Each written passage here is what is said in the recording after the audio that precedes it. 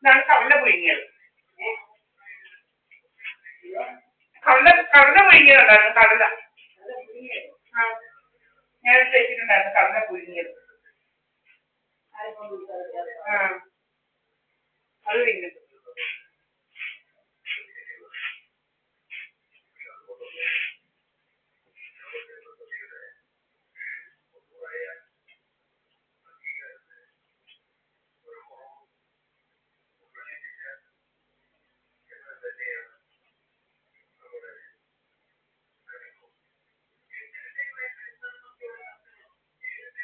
Here will be having katla without any cooking. I just boiled this katla, okay, and I will be having this.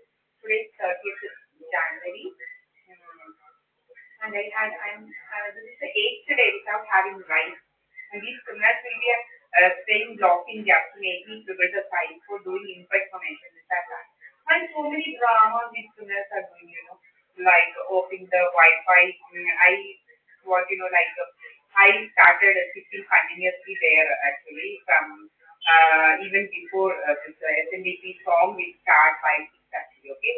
So these criminals now they will be doing drama. If I won't be there, they will create stories that I am not here, this and that. Okay, these are the stories going on actually. So I just deliberately nowadays will be sitting there, and they will try so many things to make me get up from there, but I won't get up. Okay, I will be sitting there till they go from SNDP.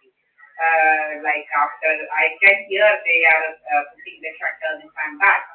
So this is how these criminals will be.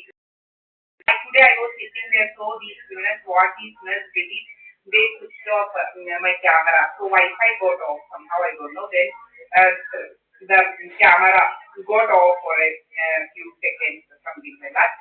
Then that gap, then that stage it is shifting this and that. Okay.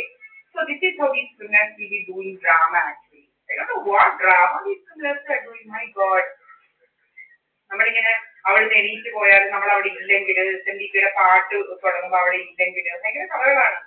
ഇല്ലെങ്കിൽ പിന്നെ അവിടുന്ന് എണീറ്റ് ഇനി അകത്തോട്ട് വരുമ്പോ പിന്നെ അടുത്ത എന്താണ് പറയുന്നത് നമ്മുടെ ദീപാരാധന തുടങ്ങുമ്പോൾ നമ്മൾ അവിടെ ഇല്ലെങ്കിൽ അങ്ങനെയൊക്കെ ഭയങ്കര കഥകളും ഷിഫ്റ്റിംഗ് ഡ്രാമാസ് ആണ്. അതെങ്ങനെ ഉണ്ടാവും നമ്മുടെ ക്യാമറ, ഞാൻ വെച്ച ക്യാമറ, ദീപായസമിക്ക് അതേവന്നിട്ട് വെച്ച ക്യാമറ, പാട്ടുണ്ടേലും ശരി പാട്ടില്ലേലും ശരി, നമ്മള് എന്താണ് ഇപ്പം ഏതെങ്കിലും നമുക്ക് എപ്പോഴും ഇപ്പൊ അവിടെ പോയി ഇരിക്കാൻ പറ്റുമോ? SNDPയിലെ പാട്ട് വരുമ്പോഴും ദീപാരാധന വരുമ്പോഴും ഒക്കെ എപ്പോഴും നമുക്ക് അവിടെ പോയി ഇരിക്കാൻ പറ്റത്തില്ല. എന്തൊരു ഫൂളിഷ്നെസ് ആണ് അതൊക്കെ. ഫൂളിഷ്നെസ് എന്തൊരു റൈറ്റ് ആക്ടിവിറ്റീസ് ആണ് അതൊക്കെ.